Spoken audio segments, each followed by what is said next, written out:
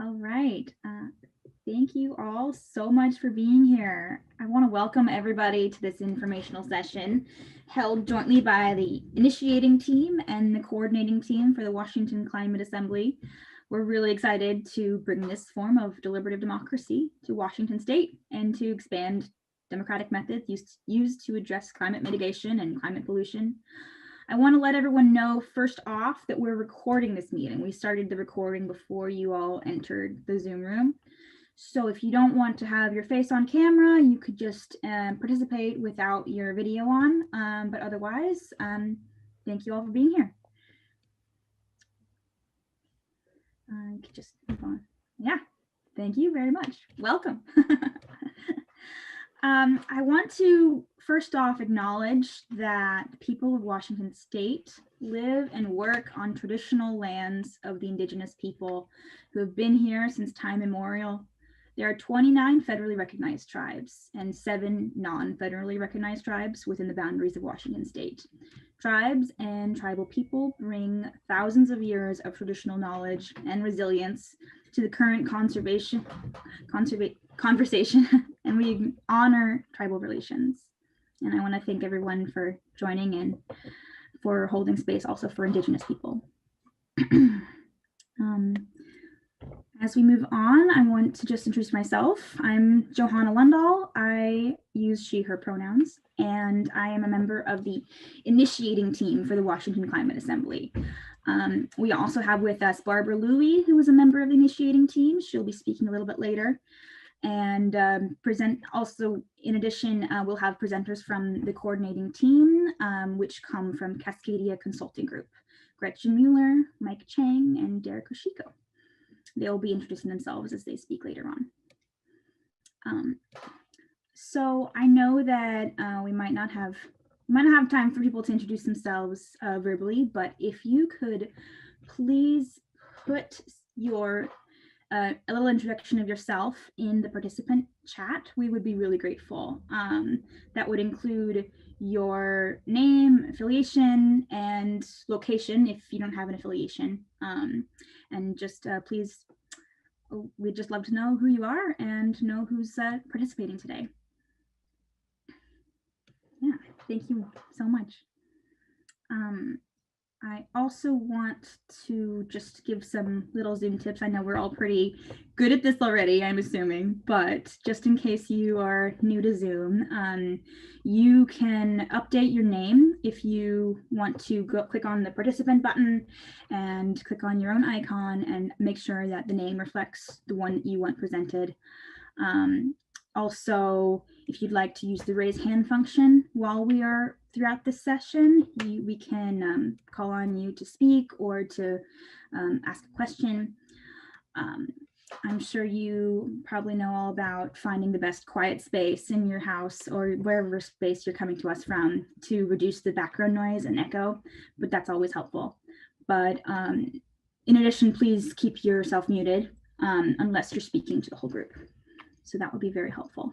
We also have some tech support available if you have any issues with Zoom. His name is Brian Edgar, and his email is, if you want to go back, his email is listed here and also phone number. So if you're having issues through Zoom throughout our session today, you can call Brent, and also his name and contact will be in the chat if you need to go back and find it throughout the session. All righty. So today we're going to be doing some introductions of all of us, and we're also going to give an overview about what is the Washington Climate Assembly, what is a climate assembly, and essentially a little bit about the structure of the process that we are going to be initiating here today, and talk about the timeline and different opportunities to get involved and to be engaged with it. There'll also be some interactive activities that will be happening here so that you all can get a little bit more invested in the roles and just the conversation itself. Now, we're excited that you're all able to join us today.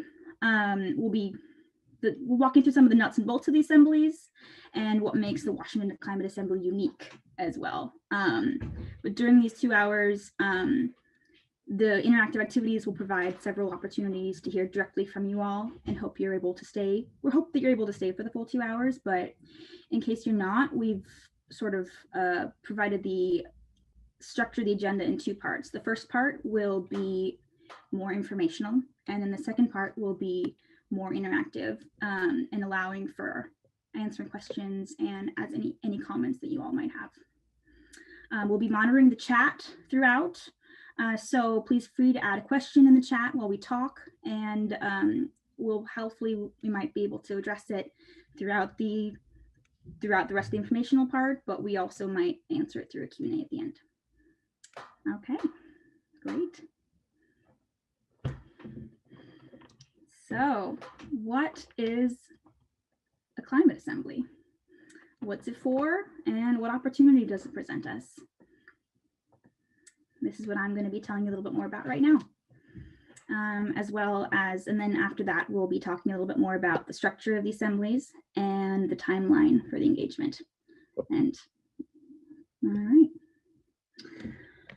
Essentially, a climate assembly is a form of deliberative democratic process, which brings together residents from around the region to learn about an issue, to connect with each other, to create proposals for solutions, and in this case, specifically about climate, around the issue of climate and climate mitigation and pollution, which is something that those within this process agree that is something that we need to find solutions for.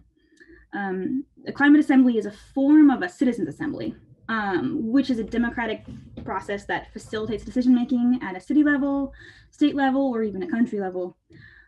It consists of a randomly selected group of residents, which is formed taking into account demographic criteria such as age, gender, race and ethnicity, education, geographic distribution, so that the population of this assembly participants of this assembly mirrors the population of the wider public for the purpose of this deliberation. The more technical term for it is a deliberative mini public. But essentially in our case, it'll be the state in miniature.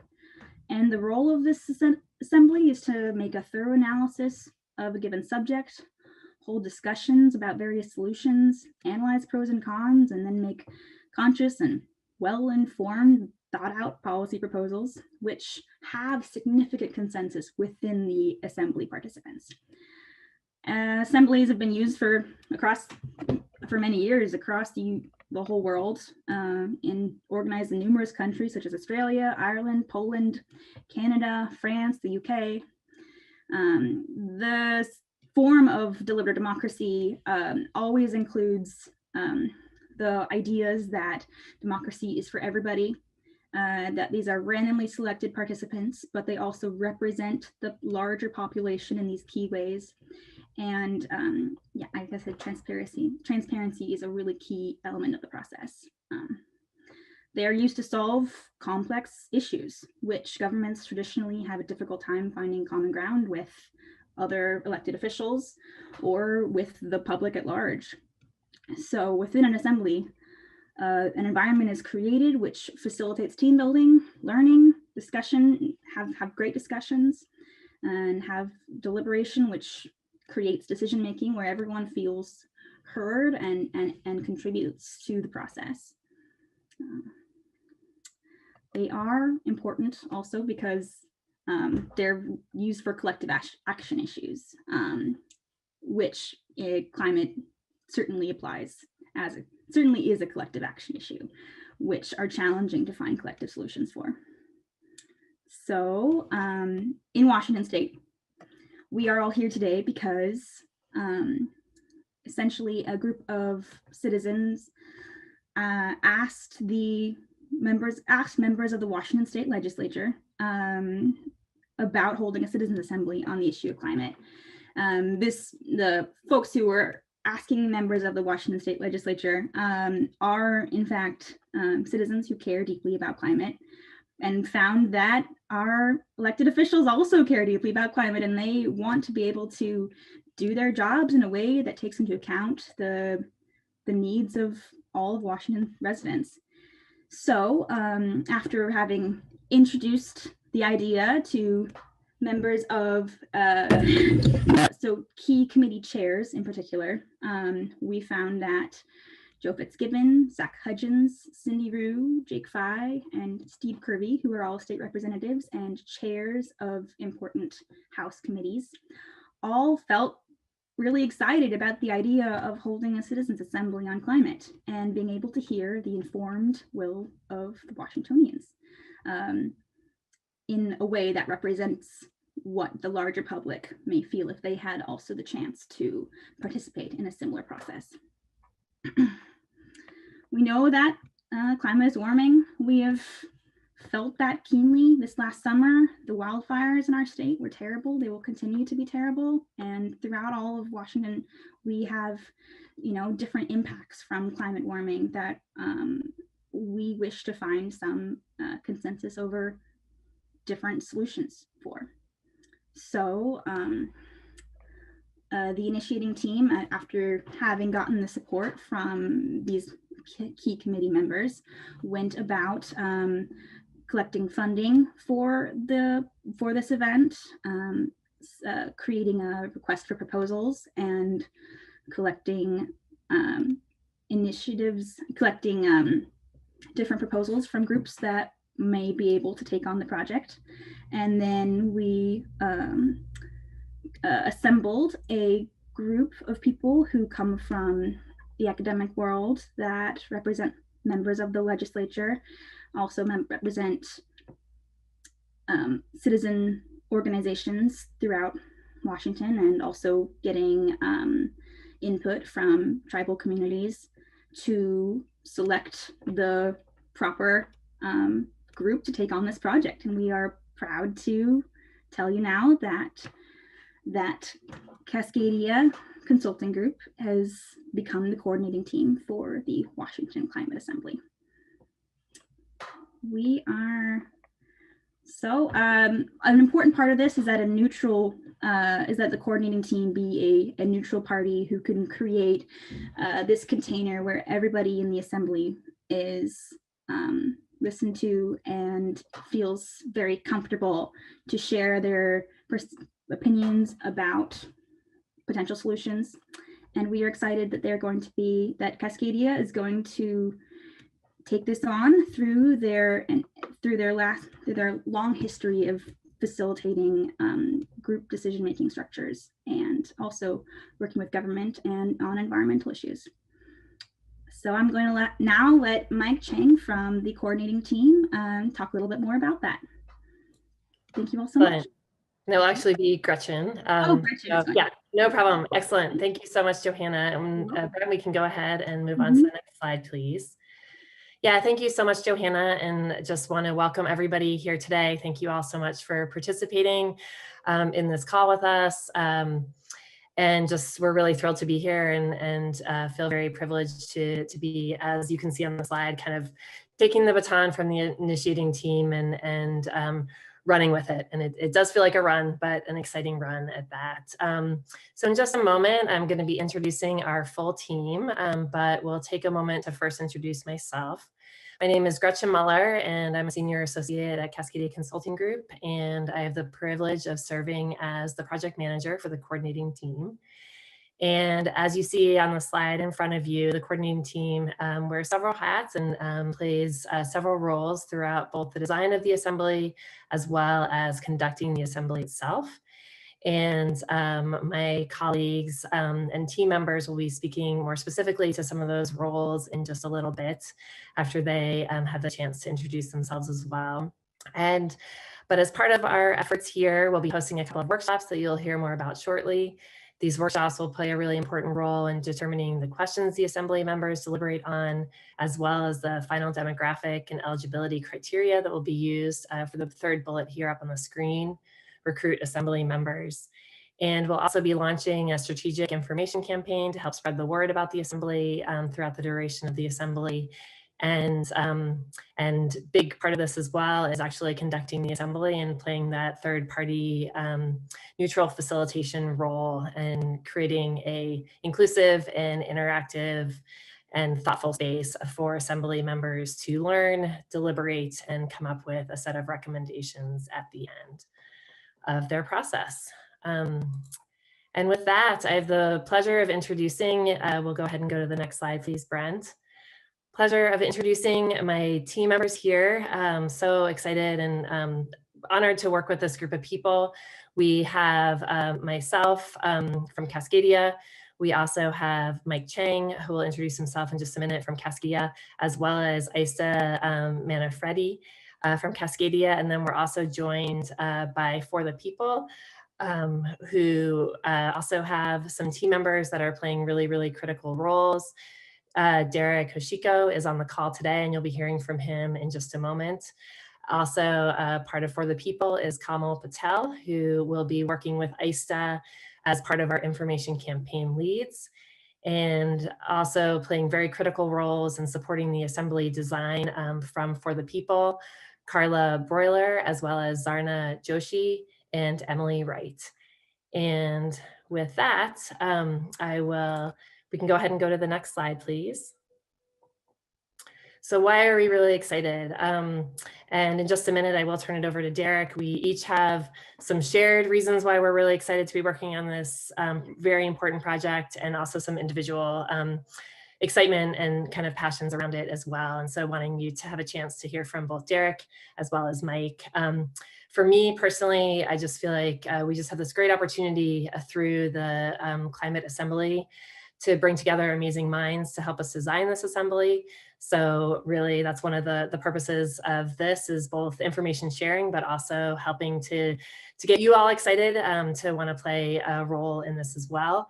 And I just really see this as an important project for the state of Washington and really the country, as the citizen assembly model has shown incredible potential to have meaningful impact many places around the world. And now we get a chance in Washington state to do the same. And with that, I'll turn it over to Derek.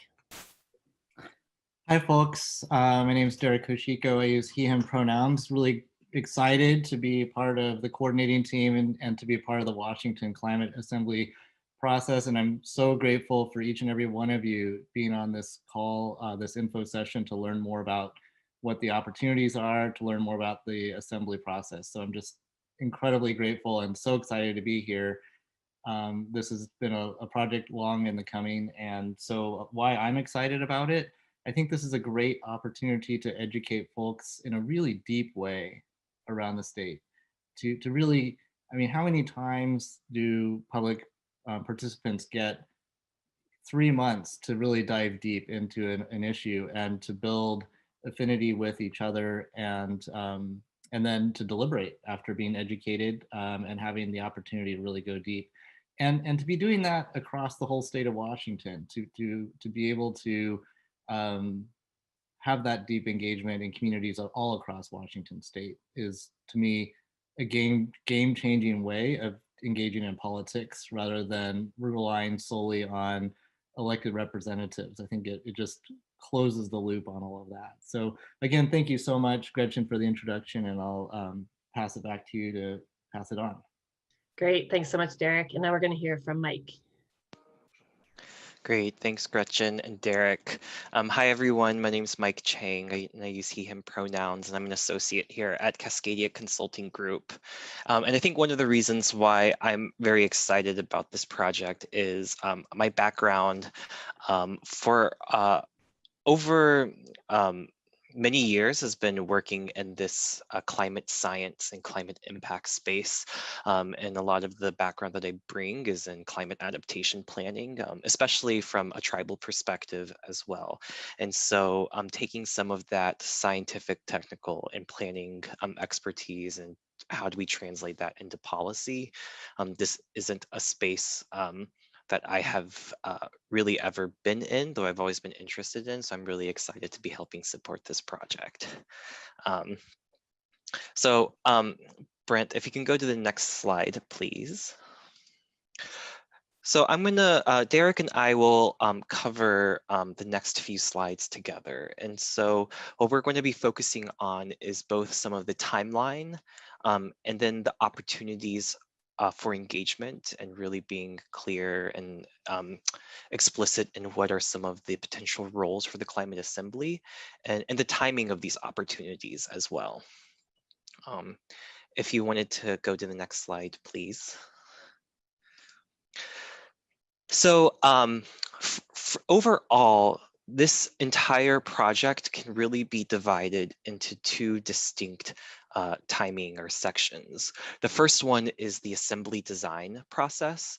So that's going to happen over the next few months, October, November, and December. And then starting in January, we'll have 3 months where we'll actually have assembly, the Climate Assembly convene, meet, participate in learning sessions and deliberative sessions, and come out with recommendations. And if you go to the next slide, please. So I'm going to turn this over to Derek now to go over the specific types of engagement opportunities and the different roles available for folks. All right, thanks, Mike. Yeah, so the kind of roles going forward, and I just want to take a quick pause, and we've been sharing a lot really quickly, and just want to take a moment to breathe, take a breath, and reconnect to our bodies. I'll do the same. I'm like so excited that I just want to keep talking, but I'm going to just take a quick pause and take a breath. And so again, if you have any questions, feel free to put those questions in the chat. If there's something that you missed or you want to clarify, feel free to use the chat for that. So I'll go over the roles. 1 second here. Get my, okay. So the first piece is question proposals. And this is a really easy way for folks to get engaged by simply proposing some questions that the assembly might consider. And that could just take a few minutes to help provide input into the scoping workshop. So in a couple of weeks, we'll be convening another workshop that's focused on what should the assembly be, how should the assembly be framing their work together? And obviously the overall topic is about climate change, but what profound question could they be asking? And so the workshop will be an opportunity to go really deep into that question around what is the scope and what are the questions that the assembly are going to address. So that's kind of another role. Another one, also in about 2 weeks, is the member selection criteria workshop. And during that workshop, we'll be really unpacking who gets to be on this assembly. We're randomly selecting folks. We aren't wanting to bias the assembly whatsoever. However, the broad kind of aggregate categories of what ages, what demographics, what regions, how do you slice and dice that outreach and make sure that we have an equitable and a representative set of folks from around Washington State. And so that if you're more into that type of opportunity, that's the member selection criteria workshop. We'll be providing the dates for these workshops in a few minutes. Another role, so these are kind of the roles here just in the next couple of weeks, but going forward, another one is the agenda consultant. And this is an opportunity to help influence the design and the content of the assembly process itself. And so if you're into that and want to help suggest presenters, if you want to help review the agendas and be a part of advising and steering the direction of the assembly, then the agenda consultant might be up your alley. There's the monitoring team. In a little bit, we'll be hearing from the initiating team to share more about what this role is. But this is really how the coordinating team is held accountable. And so if you're interested in that aspect, I think Barbara maybe or Joanna will be speaking more to that in a couple of minutes. And then perhaps you would like to be considered for presenting to the Assembly, or maybe you know someone that you would like to suggest presents in the Assembly. There's this opportunity for presenting this to the Assembly when that happens. And I think it's really important to have folks presenting from a wide range of topical areas. Certainly a lot of attention has been paid to solar or wind or transportation, but there's plenty of other areas around food or the economy or waste streams, or there's a lot of holistic aspects to the climate crisis that need to be considered, and as well traditional knowledge, any number of topics that folks want to bring to the table, including climate science, but it's not just the science. And then kind of the top level role is how to be just affiliated with the whole process and connecting to and staying in touch with us as this whole process moves forward, and as the entire outputs from the Assembly begin to live in the world and influence the legislature, influence the public, and how all this work continues and is realized. We're absolutely going to need folks' support to take these recommendations that come out of this process and turn them into reality. So I'll leave it there. And if any of my colleagues wanted to clarify or add to that, Mike or Gretchen, feel free to. Otherwise, I'll hand it back to you, Mike. Great. I guess one thing to clarify when we're regarding the questions, the first two items, is that the Climate Assembly at this moment, we're really focused on questions around climate mitigation rather than adaptation, but recognizing that both is important, but the part that this Assembly is focused on is on the mitigation side of things. If you can move to the next slide, Brent. So kind of put everything that Derek just walked through about the different opportunities. We just took those and just remapped them back on the timeline that we initially showed at the beginning. And so this really kind of highlights the sequencing of the different types of roles and the commitments and the opportunities to engage throughout this process. So between now through mid-November, we'll be sending out solicitations for questions that you might have that you want to be considered for the Assembly to answer. And then starting in mid-November, not starting, but in mid-November, we'll have a scoping workshop where we'll convene a group of folks kind of to decide on the question. And we'll also have the member selection criteria workshop that second week of November too. Between mid-November through the end of the year is the timing of when we'll be working with different other agenda consultants on kind of refining the final agendas for the Assembly. And then starting in January is when we want to have Assembly presenters be available to speak to the Assembly, as well as wanting to make sure that the Assembly is being promoted through our different communication channels. And as you can see in black, the monitoring team, that's kind of the one specific segment that really crosses both phases of this Assembly process, from the Assembly design to convening the Assembly itself. So if you can move to the next slide, please.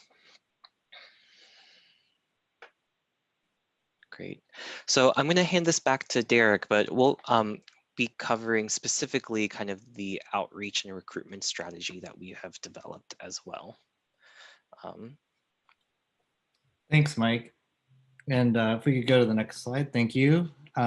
So just wanting to really emphasize the breadth of the types of folks that we'd love to have involved in this overall process. And the purpose of this is really to make sure that we have a diverse cross-section of all the different sectors, all the different roles, all the different people and peoples around Washington State in order to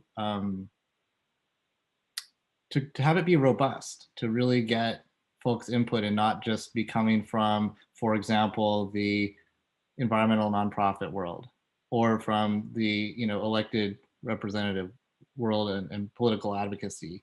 But really, over here, we can see that we're reaching out and wanting folks like yourselves to be involved from communities of color, from folks who are members of tribes in Washington State, from academic folks, people who are business owners or managers, people representing who are young people. There's a lot of excitement and energy around having young people be involved, community-based organizations. And I think this is a great opportunity for groups that historically don't have representation at the state level to be a part of this process. So that's listed here on the this part of the slide. And then moving on, the kind of timeline for outreach. Mike, do you want to speak to the timeline aspect of this? And I'll hand it back to you. Yeah, so the timeline is just kind of an overarching of when I think you should be expecting communications from either the monitoring team, not the initiating team or the coordinating team. And so over the next few weeks, we'll be doing both kind of some general email blasts to everyone to both recruit and direct them to specific surveys to sign up for specific roles, or to at least to gauge their interest in specific roles, as well as conducting some more intentional one-on-one outreach to sort of fill in some of those gaps as well. So that's just to kind of alert people about the timing of specific communications that we'll be doing over the next few weeks. If you can go to the next slide, please. So now I think I'm going to turn it over to Barbara, who's going to speak more about the monitoring team. Thank you, Mike. If there's one theme that everybody may have picked up on by now, it is participation and the importance of the participatory process to this whole concept. So in keeping with that, there is going to be an independent oversight team. It will be self-governing, and it will, like the other teams that we've discussed, it is supposed to, it will be constituted of a cross-section of people so that it can be representative. We will be looking for members of NGOs, community-based organization, governmental representatives, tribal representatives, and process experts. And because the role of the monitoring team is going to be to oversee the assembly, it's being convened by the initiating team rather than Cascadia, which would obviously, since their role is to oversee the work that Cascadia is being done, that wouldn't make sense. Their first task of the monitoring team is going to be to adopt rules. And then after that, they will be making sure that the rules are being followed. And we have a draft rule book at this point, which will be subject to approval by the monitoring team. And the kinds of things that are in that rule book, just so you understand, is one of the points is the widest practical range of perspectives and opinions is included in the learning phase of the assembly. That means inclusion of all interested stakeholders and governmental representatives in the assembly learning phase, so that any organization, informal group, or institution whose area of work and expertise is related to the topic of the assembly has the right to present its opinion to the assembly members. And openness, of course. All members of the community are able to provide input to the assembly in the form of comments, proposals, or suggestions. Because I don't know if this came across earlier, in addition to the people who will actually be sitting in the assembly virtually.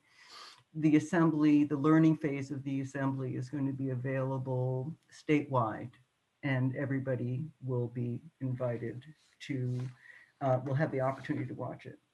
So there'll be these concepts about participation in the rules. The monitoring team will make sure that the process is consistent with those objectives. The team, as you saw in the previous timeline, the duration of that team is the longest because it's going to be forming in November and it'll stay through the length of the assembly. Although the time commitment it shouldn't that long period of time doesn't indicate that they'll be working the whole time. We anticipate that it'll be 10 to 30 hours, depending, could be very, could definitely be at the lower end depending on which issues come up, whether there are issues that come up. And we are hoping to convene that team by the second week in November. So again, you heard the categories of the people that we're looking for to participate, and we look forward to hearing from you. Thank you.